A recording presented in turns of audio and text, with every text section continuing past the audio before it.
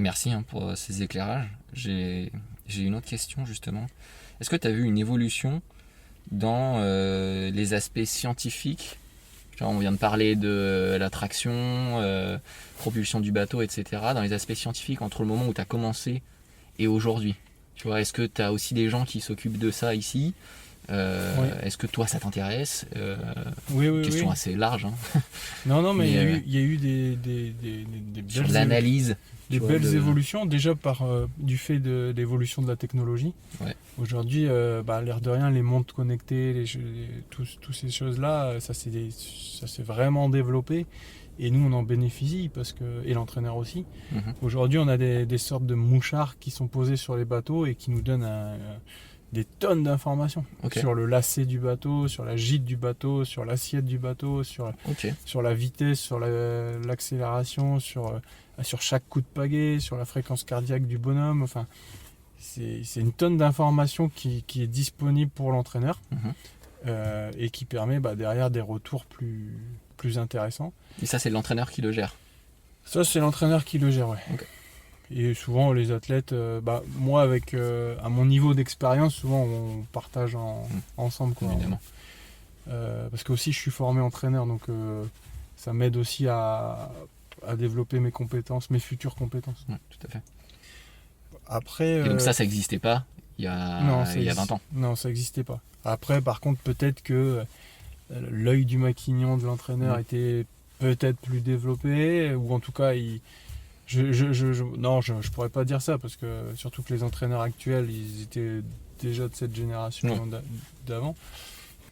Je pense que ça va pas faire forcément gagner en performance, mais par contre, ça permet de mieux comprendre certaines choses, quoi, et d'aller plus vite en termes de retour.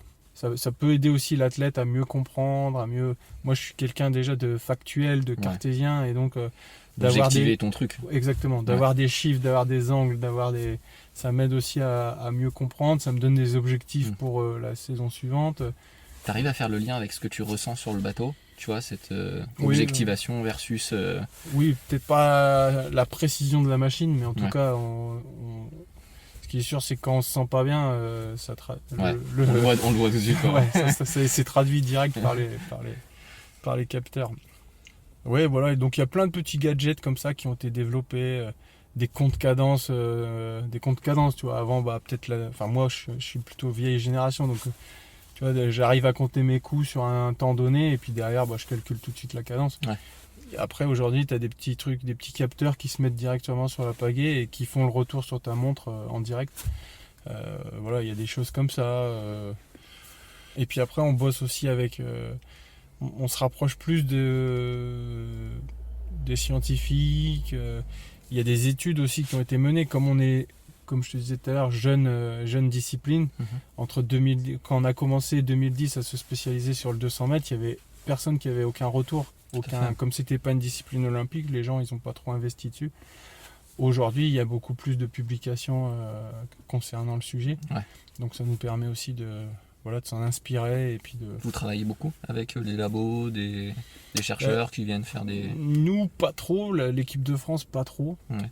Par contre, il y a d'autres nations qui ont bossé dessus, et on récupère les infos comme ça.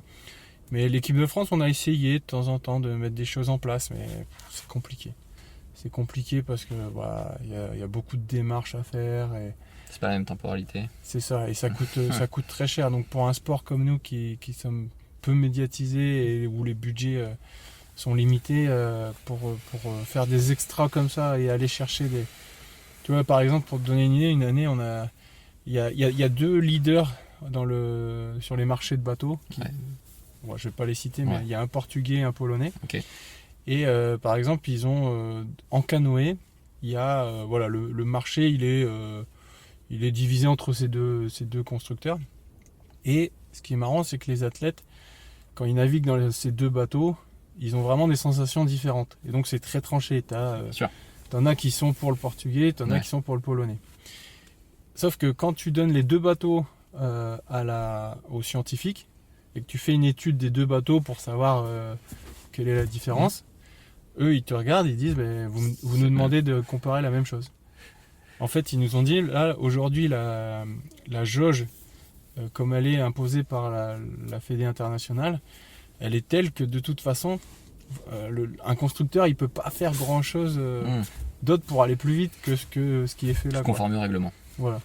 Donc, à part travailler un peu le pont pour, comme un jour comme aujourd'hui, que ce soit moins impacté par le vent, tout ce qui est coque, ils peuvent pas faire grand-chose. Et toi, ton avis perso sur les bateaux, tu ressens quelque chose si tu... entre les deux marques ou... Là, c'était du canoë, donc moi je suis kayakiste, donc okay. J'ai pas cette finesse. Mais dans des kayaks, oui, on sent la différence. Okay. Et même sur un même constructeur, tu vois, il y a des constructions différentes, plus ou moins rigides, en fonction de plein de choses. On sent la diff. Même, tu vois, pourtant, moi je suis chez le Portugais qui a une usine très développée et qui est en série, c'est-à-dire que, tu vois, eux, ils vont avec un gobelet, il y a un distributeur de résine qui te donne tout le temps la même résine. Ouais. Donc, d'un bateau à l'autre, ils ont les mêmes quantités de résine, les mêmes quantités de tissu. Donc, tu pourrais te dire théoriquement que quand les bateaux sortent, c'est la même chose, quoi. Et c'est souvent relativement les mêmes. Mais il y a toujours une petite différence, tu vois, en fonction de la personne qui l'a fait, en fonction de la température qu'il faisait à ce moment-là, etc. Tu as quand même cette petite différence. Tu as des préférences. Je ne sais pas trop l'expliquer, mais moi, j'ai des bateaux avec lesquels j'ai jamais voulu courir en international avec parce que je me sentais un peu moins bien dedans. Ouais. Alors que aussi l'aspect peut-être psycho, aussi. Mais effectivement. Donc, non, il y a des bateaux que tu sens mieux que d'autres. Tu parlais tout à l'heure de la faible médiatisation de la discipline. Toi, ça fait plus de 15 ans que tu es sportif de haut niveau. Comment tu considères la discipline en termes de visibilité aujourd'hui par rapport à quand tu as commencé, tu vois ? Est-ce que ça a évolué ? Comment tu as vu ce changement ? Toi, quel rôle tu joues aujourd'hui là-dedans ? Alors, ça a évolué, c'est sûr, pour plusieurs raisons. Déjà, l'information, elle est plus accessible via les réseaux sociaux, via Internet, et donc c'est plus facile pour une fédération peu connue d'amener du contenu et de se faire connaître. Là-dessus, nous, notre fédération, elle a un gros travail à faire, parce que je pense qu'on n'est pas à notre 100% en termes de communication. Après, quel rôle je joue ? Moi, en tant que sportif de haut niveau, j'essaye d'être un petit peu l'ambassadeur et de promouvoir mon sport à travers les réseaux sociaux. Ça a une portée, mais elle est assez faible parce qu'au final, dans ma communauté, c'est beaucoup de kayakistes, c'est beaucoup de personnes issues du même milieu que moi. Donc c'est un petit peu compliqué. Est-ce que pendant qu'il y a des périodes typiques JO ou choses comme ça fluctue un peu ? Tout à fait, oui. Ouais. JO, ça tu le ressens. Mais par contre, c'est tout ce qui est médias. Ouais. Médias, télé, presse, même les sponsors au final. Je sens bien qu'une année olympique, il y a une différence. Et après, quand tu as la carte de visite de vice-champion olympique, c'est pareil, ça change la donne aussi. La porte, elle s'ouvre plus facilement.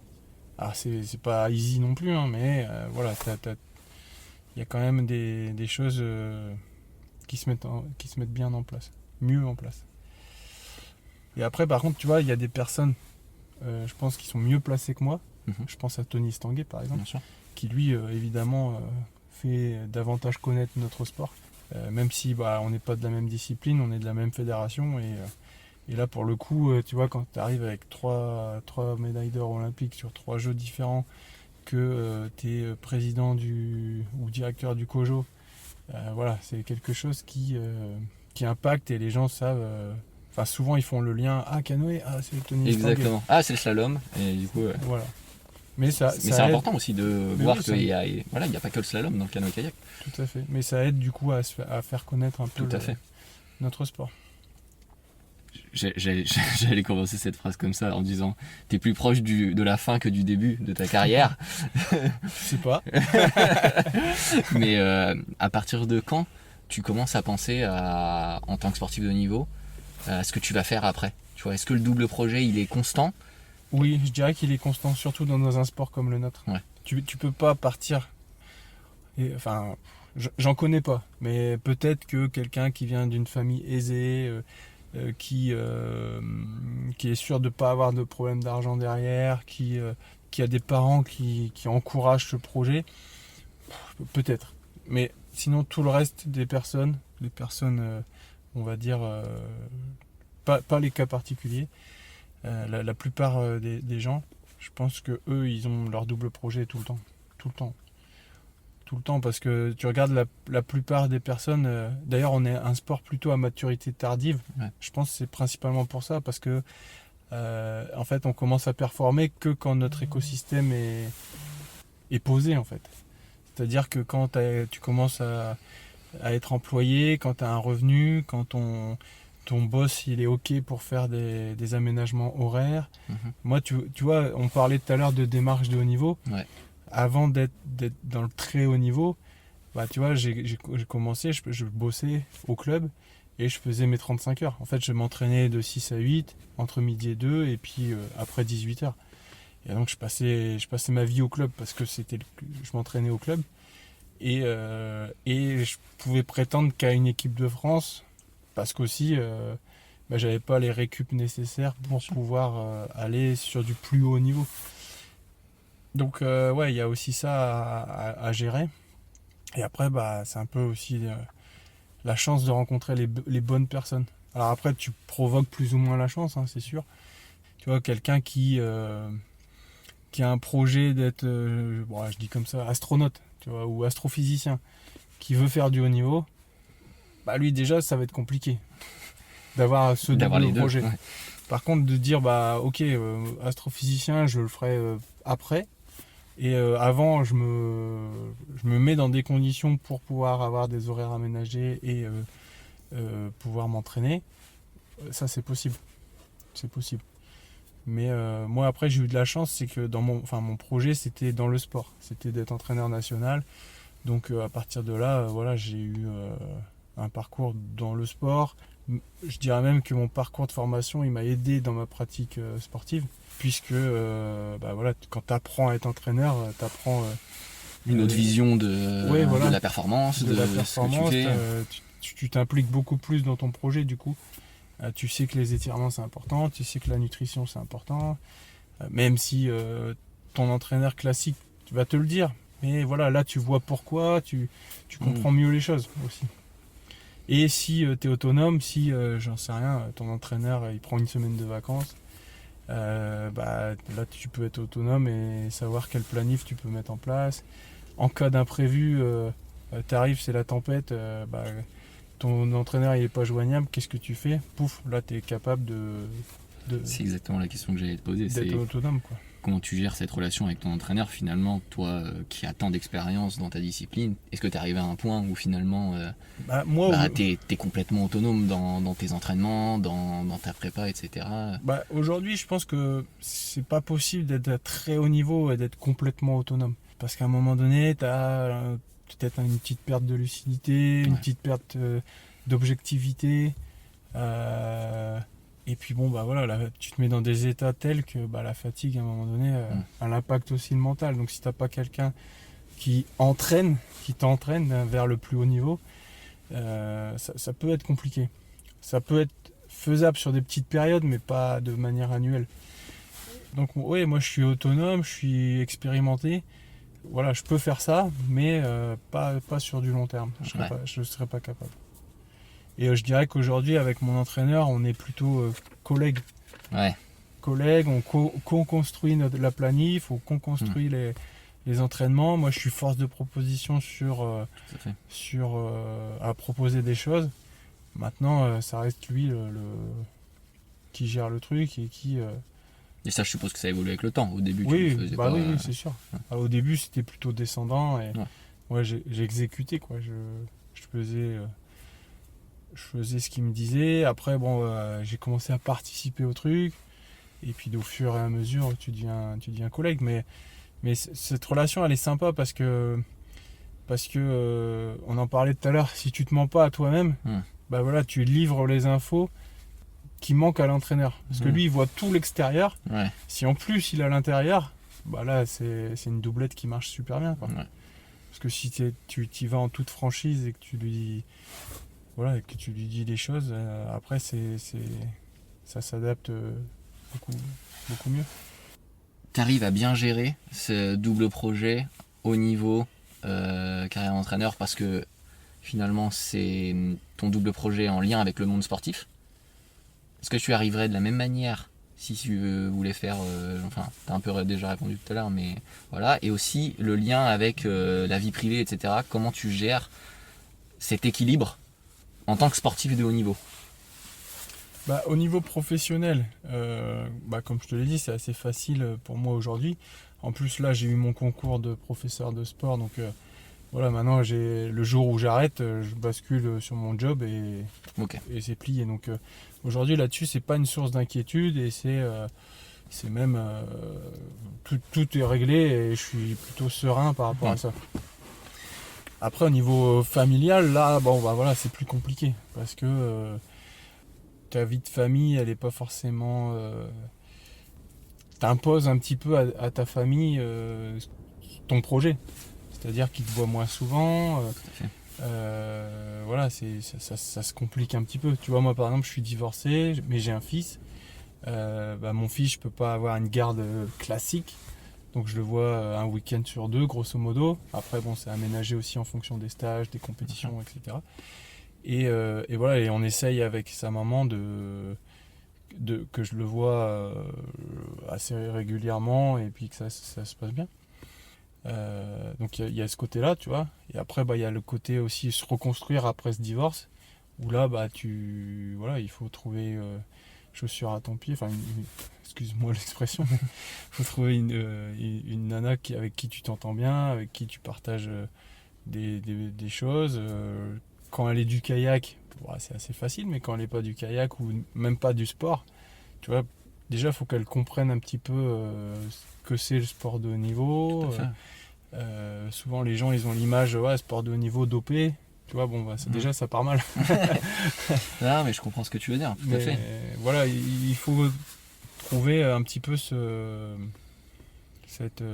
l'équilibre avec une personne et qu'elle comprenne ton projet, qu'elle comprenne aussi que même si toi, tu vas sur l'eau, tu t'entraînes, tu reviens, en fait, c'est ton job. Et donc, pour elle, c'est peut-être très intéressant ce que tu viens de dire. l'impression que ça va, tu vas faire du kayak, toi, t'es cool. Non, moi, c'est mon job. Est-ce que tu penses que c'est un imaginaire collectif de la société, tu vois, comme quoi les sportifs de haut niveau, ils sont payés à aller s'entraîner, donc c'est pas vraiment un vrai job, tu vois.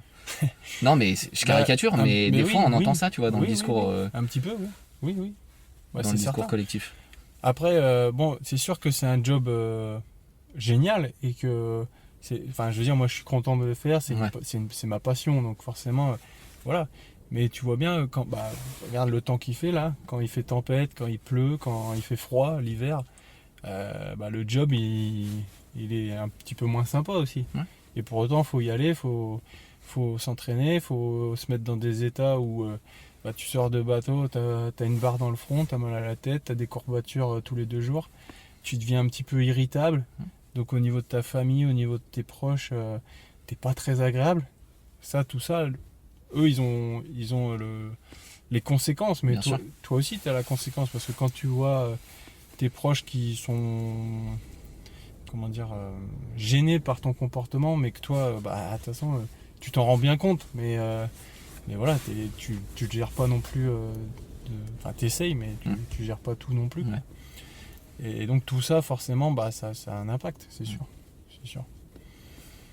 Démystifier un peu cette vie du sportif de haut niveau, je pense que c'est important aussi pour que les gens se rendent compte, en fait. C'est aussi pour ça qu'on discute là, et c'est hyper intéressant parce que moi je me rends compte qu'à l'INSEP on côtoie des gens, tu vois, des gens incroyables, des sportifs incroyables, et c'est dommage que la société ne puisse pas avoir accès à tout ça.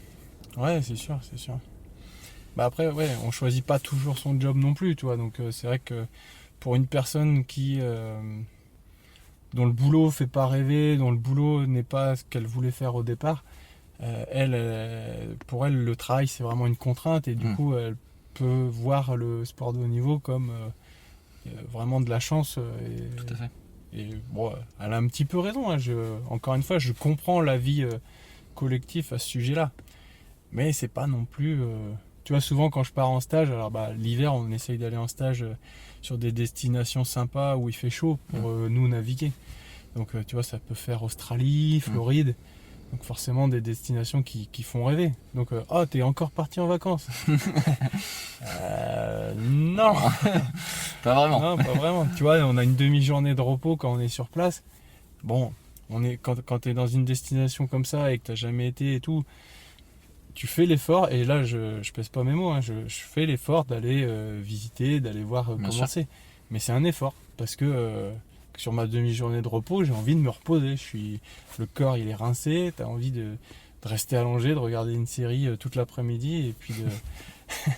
Mais bon, tu te dis, merde, je suis quand même en Australie, je vais quand même pas regarder une série toute l'après-midi, je vais aller visiter un petit peu. Voilà, c'est un petit peu ça, tu vois. Mais souvent, j'ai un message, t'es en vacances, ça va, t'as une belle vie, toi. Oui, c'est vrai, mais il y a un petit bémol. Écoute, en tout cas, je te remercie pour cette discussion, et puis on a pour habitude de conclure un peu nos échanges avec une question un peu classique. Si toi tu avais un secret de performance à donner, ou quel serait ton secret de ta performance? Moi, si j'avais un secret, ou plutôt un conseil, ce serait de la quantité de qualité. J'aime bien cette expression parce que elle reflète bien mon parcours, où au départ j'étais vraiment sur de la quantité. Ensuite, j'ai mis de la qualité, et une fois que j'ai bien compris tout, j'ai mis de la quantité de qualité. Et ça, je pense que c'est important dans le sport de haut niveau d'avoir ces deux choses-là. Et quand je dis ça, je dis pas que, quand je parle de qualité, je dis pas que les personnes, en tout cas le staff ou ce genre de choses, proposent des mauvais contenus. Je parle juste de la façon dont l'athlète se les approprie et la prestation de l'athlète. C'est-à-dire que faire 10 km en nageant dans une piscine, tout le monde peut le faire. Enfin, avec un peu d'entraînement. Avec un peu d'entraînement, et sauf ceux qui savent pas nager, bien sûr. Mais il y a la façon de le faire aussi, tu vois. Un sportif de haut niveau, il va faire ses 10 km, mais c'est quasiment sur chaque appui, il va se concentrer pour savoir comment il place la main, comment il sort la main, comment il bat des jambes, si c'est du crawl, comment il place son corps, comment il place sa tête, etc., etc. Et ça, pour moi, c'est qualitatif. Et c'est pas juste tourner les bras en disant allez, plus que 2 km à faire et j'ai fini ma séance. Je pense que ça, c'est hyper important. Et souvent, quand je vois par exemple des jeunes en musculation qui travaillent avec un élastique, des fois je les vois, ils tirent sur l'élastique en parlant, en ayant le corps tout tordu. Bref, ils sont là sans être là en fait. C'est-à-dire que oui, ils sont là, ils font la séance. Enfin, en tout cas, ils font ce qu'on leur a dit de faire. Mais il n'y a pas la qualité, il n'y a pas la posture, il n'y a pas Pour moi, il n'est pas acteur. Donc, il fait du haut niveau, mais pas du très haut niveau. Il est un peu moins acteur que son voisin. Et voilà. Donc, ce sera le mot de la fin. Quantité de qualité. Voilà. Merci pour tout en tout cas. Et puis, je te souhaite le meilleur pour cette année olympique. Merci à toi, merci à vous. Et puis, au plaisir. Ça va.